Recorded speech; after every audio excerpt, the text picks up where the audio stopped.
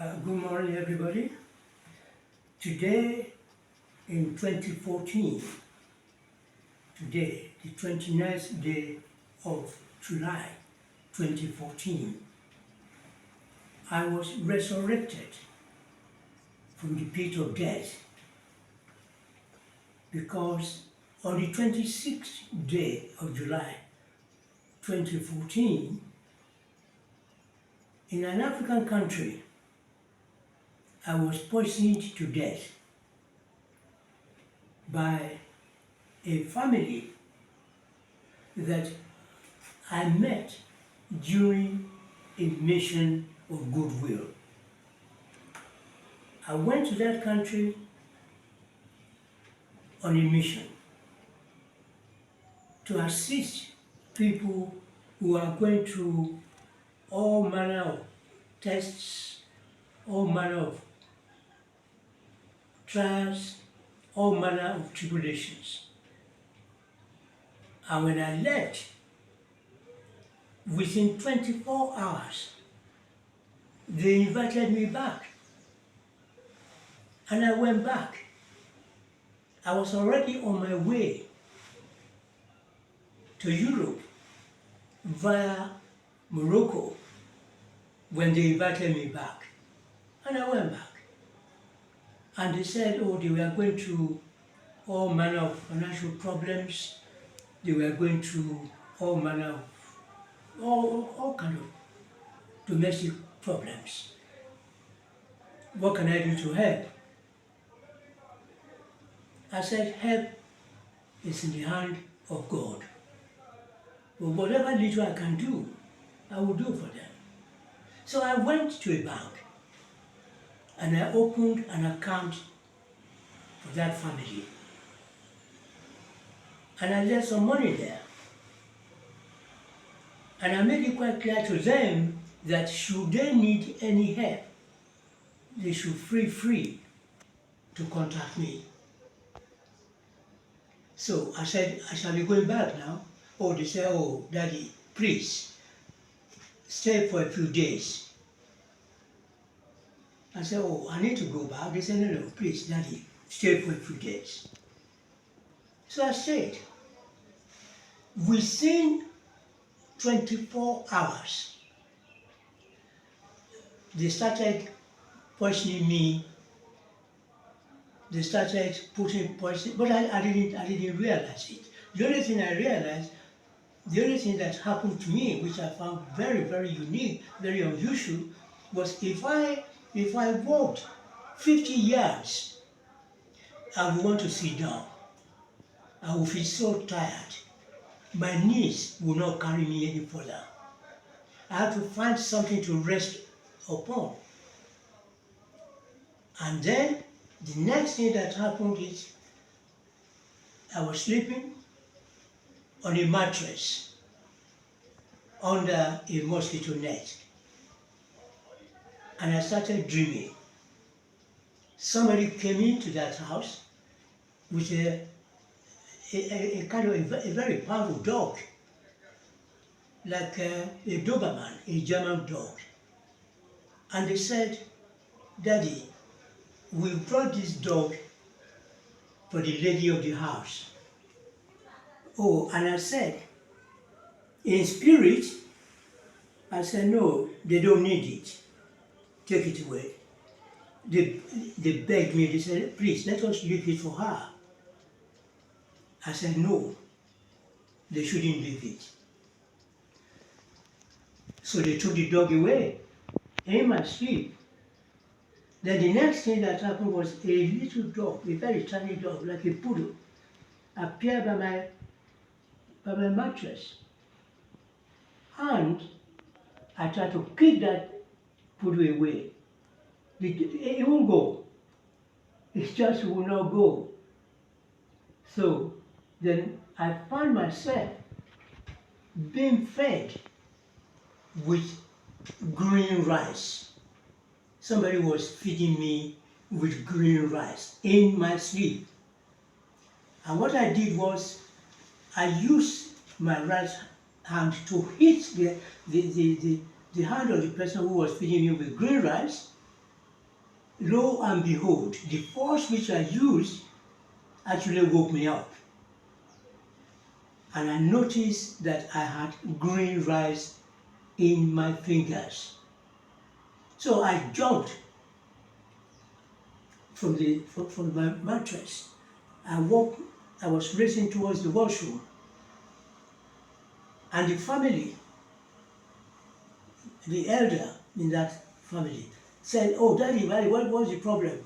I said, "I was dreaming and I saw somebody feeding me with green rice." So I hit the hand of that person. And what have I found? I found green rice in my fingers, for real. So I said, "Well, I need to wash it off." Oh, he said, "Don't worry about it, don't worry about it, go back to sleep." I went back. When I went back, shortly thereafter, I could feel that somebody opened my mouth wide and pour a slimy object into my mouth. That was it. I was out of this world.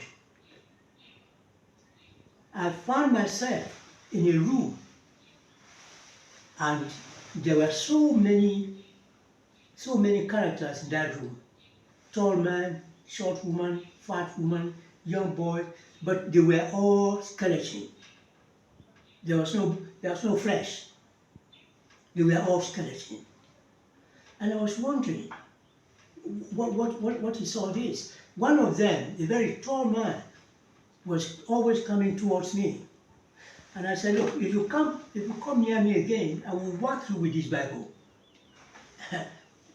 In spirit, I was gone. I was not in this world. Now, I didn't know what was going on. But one thing that I realized was that when a person died, when that person died, where that person died is where his spirit will be until they remove the body. So when they poisoned me to death, that same room, even in death, my spirit was there. Apparently, as time went by, they found a car to carry me to a hospital in that city. They said they struggled. They struggled. The car won't go. So by the time they took me to that hospital, apparently there was no life in me at all. How long I was there, I don't know. However, where I was in death, if I may add, I remembered nothing about this world. I didn't even remember my own name because I had no flesh at all. I had no head, no legs, no arms, no body, nothing. And yet, miraculously, I could see. I was looking at nature where I was. Green trees, green leaves. There was only one occasion when I was taken down a very, very deep hole. When I got there, it was vast emptiness.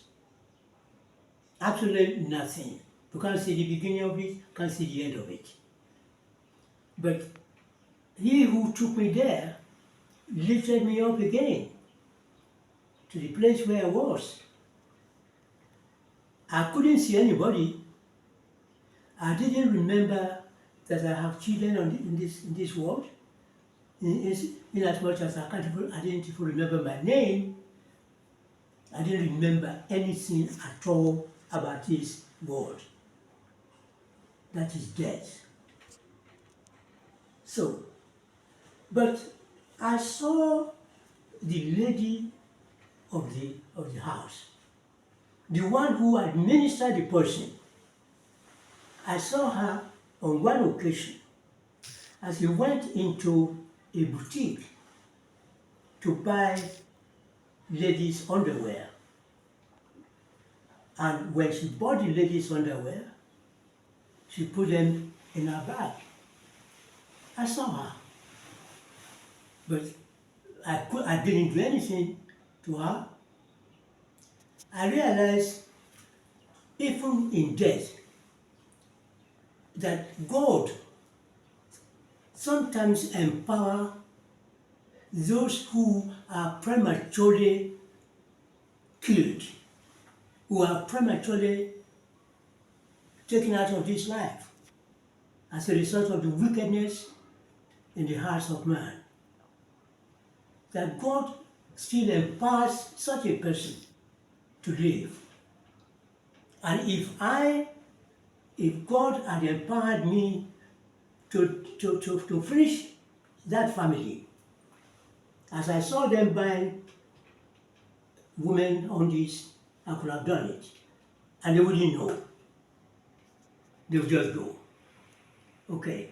So,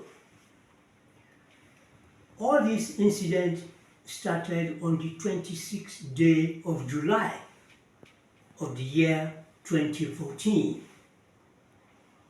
But on the 29th day of July 2014, my soul was resurrected.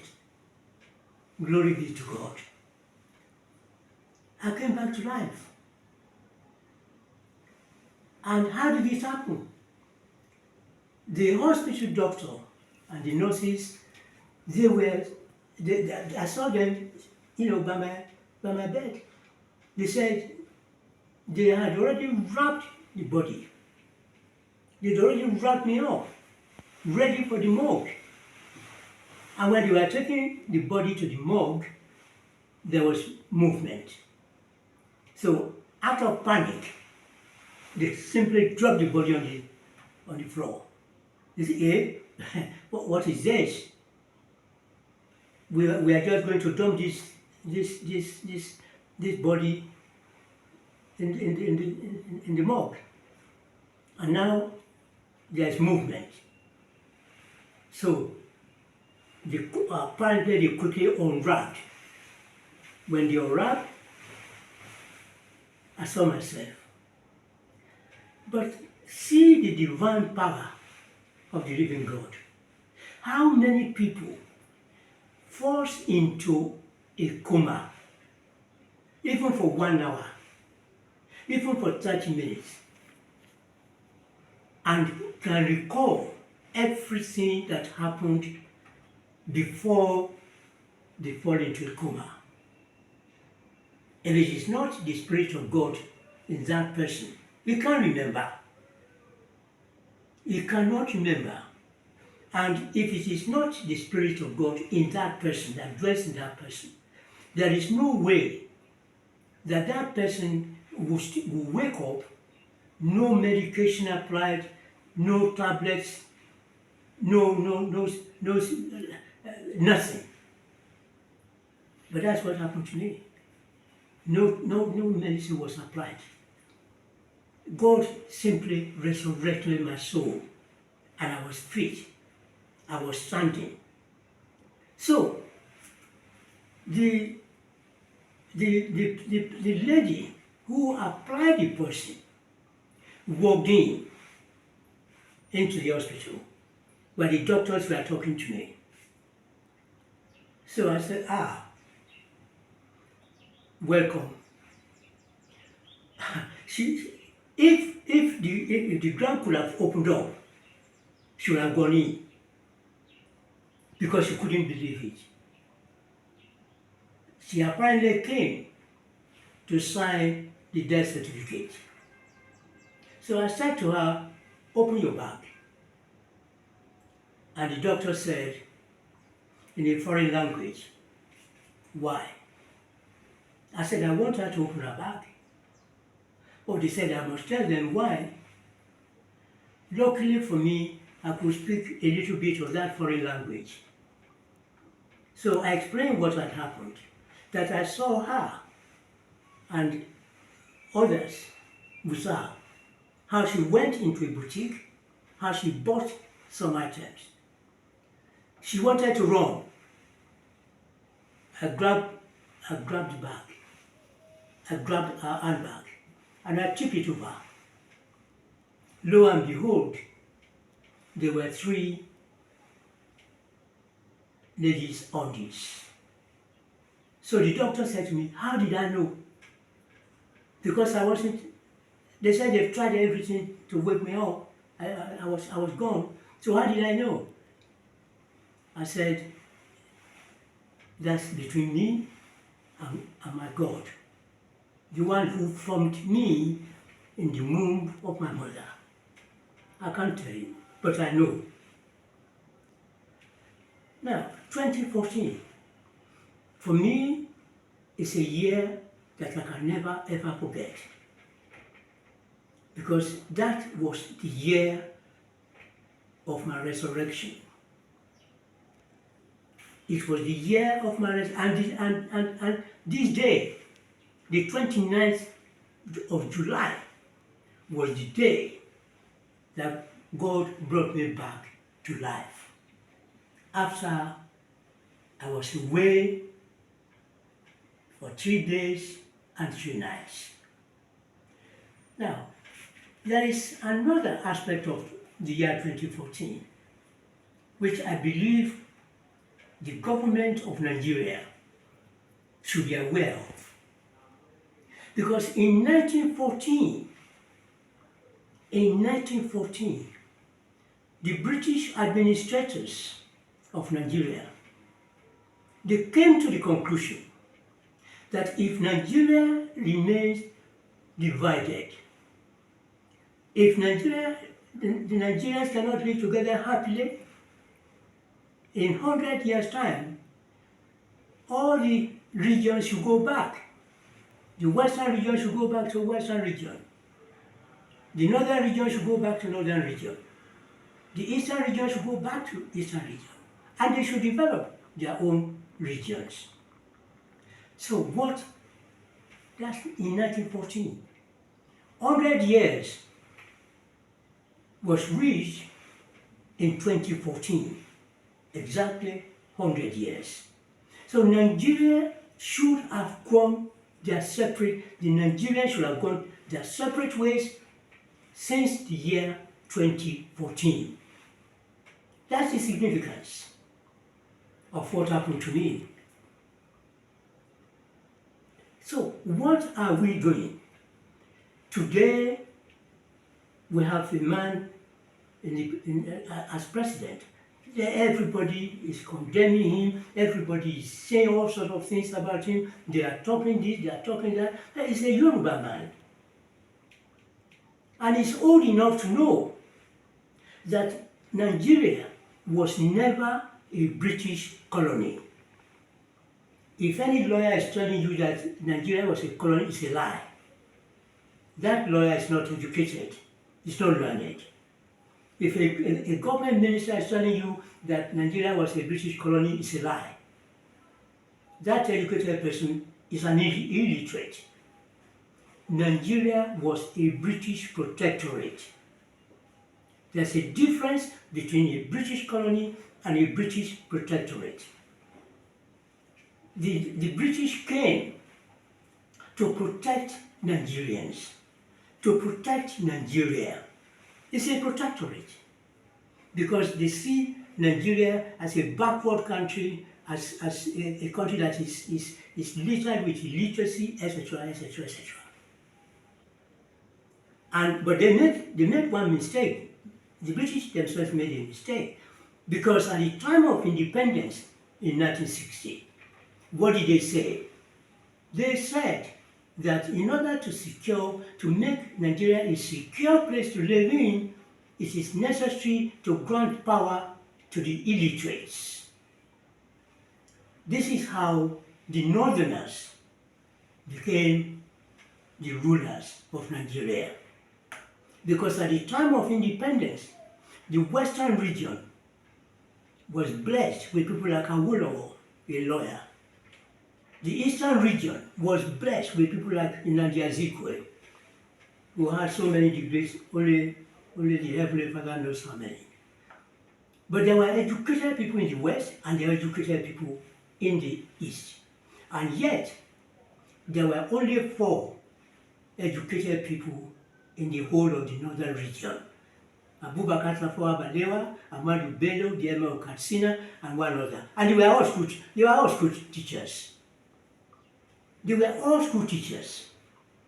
And the British decided that they should be the one to rule Nigeria and to govern Nigeria. But they forget one thing, that the governorship and rulership of the world is in the spirit of God. It's God who governs the world. It's God who rules the world. You can say, oh, I'm a permanent secretary in such and such a ministry. I'm this, I'm that, I'm a president. God can request your soul any minute.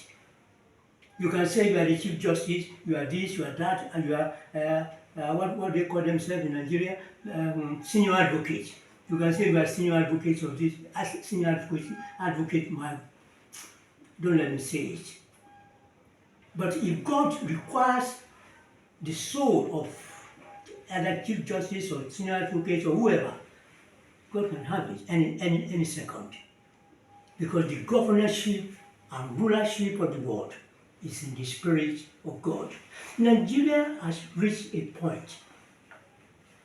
Nigeria has reached a point. And the point that Nigeria has reached is it's now time to dissolve the federation. The federation of Nigeria has to be dissolved. So whether Mr. Tinubu won the election or didn't win the election is neither here nor there.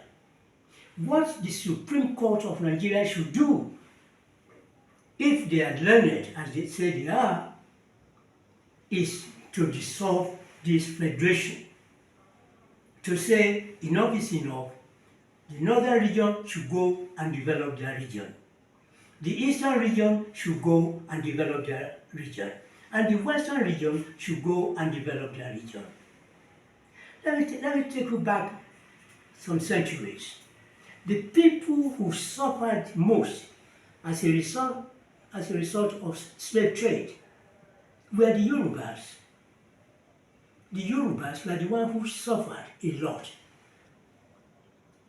And this is one of the reasons why the British came to protect the Yoruba. If you look at the Acts of the Apostles, you see chapter 13, verse 1, you will see a name there called Simeon. The name Simeon, and they put in bracket Niger, where you get the name Nigeria. Forget all about the British woman who said she came up with the name from River Niger. Nonsense. The whole thing is in the Bible. Go through it again. Acts chapter 13, verse 1. Simeon. You will see it. So we have reached a point now in Nigeria that the apex court, the one that calls itself the Supreme Court of Nigeria, should be bold enough to dissolve the federation, to dissolve it, so that all the people, the thieves on the high tables can go back and steal in their own region. I read in the papers about some politicians who contested the election, saying that somebody, Mr. Tinubu, has stolen their mandate. Where do you get a mandate without a manifesto? Why? How can you claim to have a mandate when you don't have a manifesto? I don't even know if APC, Mr. Tinubu's political party, whether they published their manifesto when they were campaigning for the office of president. But I've heard and I've read it where some politicians from Eastern region are talking about, oh, they stole our mandate. What mandate? What mandate? Do you have a manifesto before you can say you have a mandate? Where do you go for an election when there is no, the people who are campaigning, who want to be president, they don't want anybody to ask questions, they don't want anybody to query them, etc., etc. It's not done. Nigeria is not a democracy, far from it. Democracy itself is a world religion, but Nigerians are practicing a different type of democracy. What they have in Nigeria, as I'm talking now, and I've been around for something like 9 decades in this world. What they have in Nigeria is oligarchy, government of a few, by a few, for a few. And that is what Mr. Tinubu must bear in mind. It's not ruling over a democratic country, because they are all the parties. They are only interested in self-glorification, in amassing wealth on a colossal scale. The Nigerian politicians are the most highest paid politicians all over the world. They earn more than British members of the House of Commons. They earn more than the American politicians in the Congress.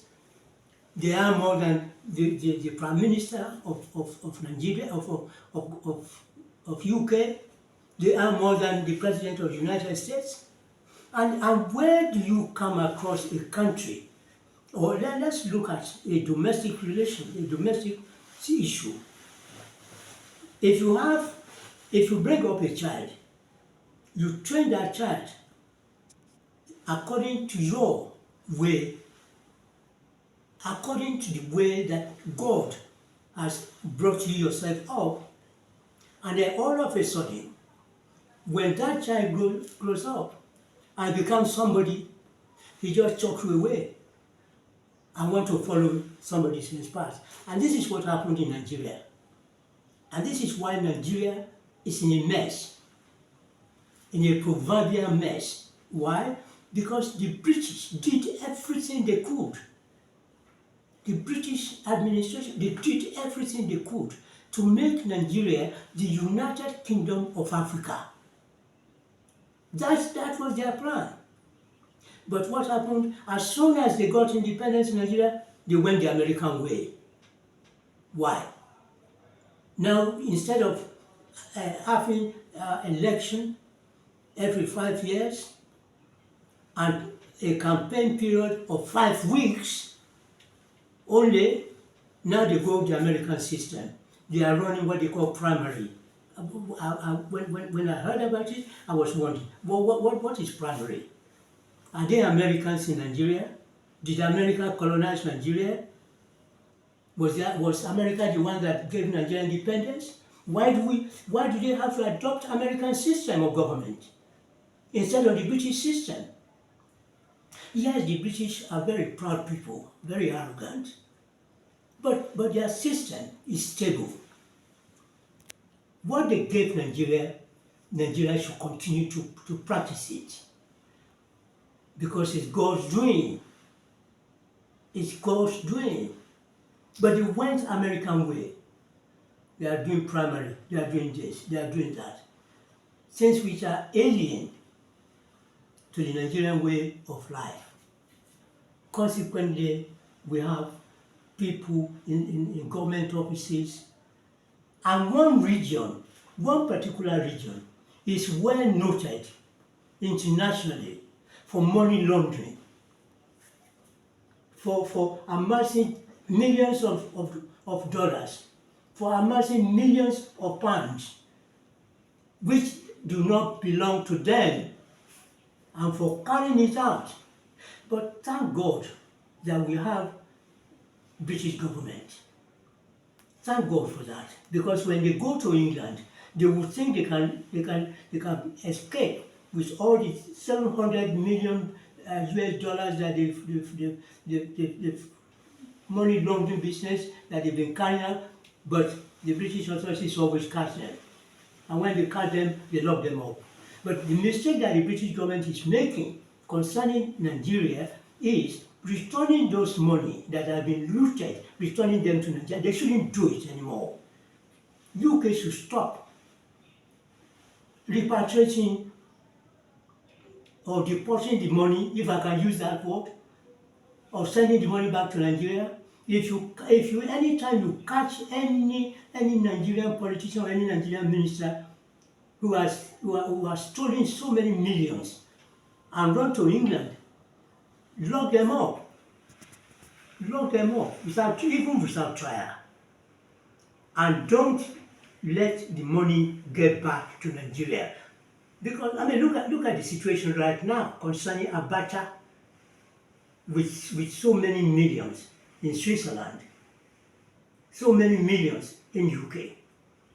The money, when the money was sent back, they are not looking for people like Obasanjo. They are not looking for people like what was his name, Goodluck Jonathan. They are not looking for people like Buhari to come and tell them what happened to the loot.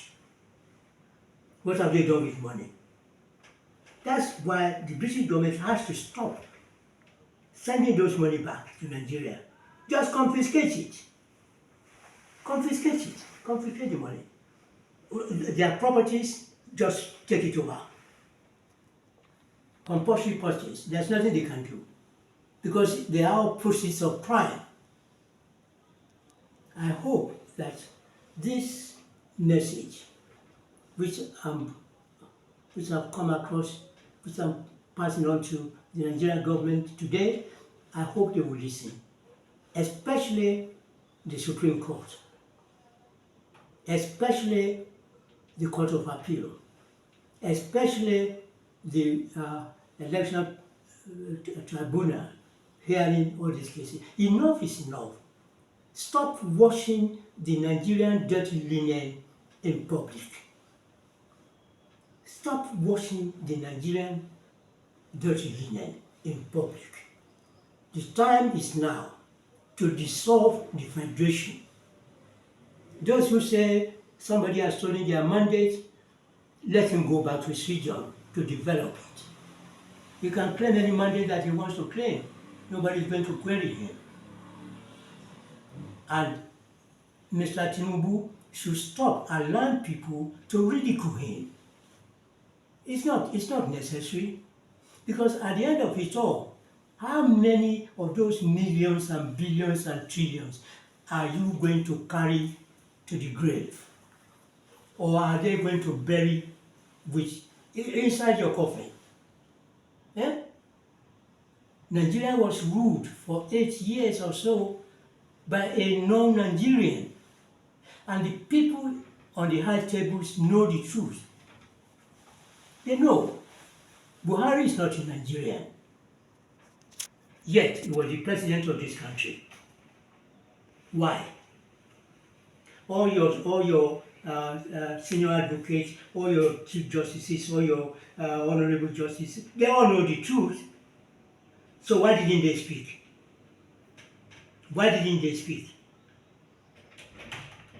Why do they have to wait for somebody like me, who's been away from the system for more than 60 years, to talk? The Western world should take note. Nigeria as it is dead. As it is dead. If you go from one city to another city, from one town to another town, look at the roads. They can't even have electricity that functions. They don't have civil engineers who know anything about road construction, let alone bridge construction. And yet, the country is well and truly blessed with all resources that God can provide anybody. Nigeria is blessed. Nigeria is very blessed. So where are we going? Where are we going? I hope that the lawyers and the judges and the politicians, the so-called ministers, I mean, look at what is happening in the over fuel, petrol. People are suffering. The cost of living is going up and up and up because of the removal of the subsidy. People are now being asked to pay over 700 naira, 650 naira, all that kind of nonsense. Why?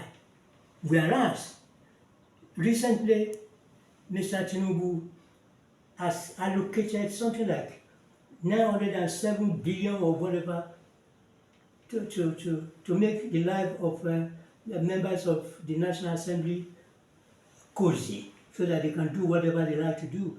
What about the ordinary people? What about ordinary Nigerians who cannot even afford egg and bread in the morning? What about them? Why must it be only the politicians, only the ministers, only the lawyers, only the judges? Why must the whole country, why must the people of Nigeria be at the mercy of government ministers, of judges, of lawyers? When in fact, Nigeria is not one country, it's 3 countries. Let Nigerians go their separate ways. The West, go back to the West. Develop the West.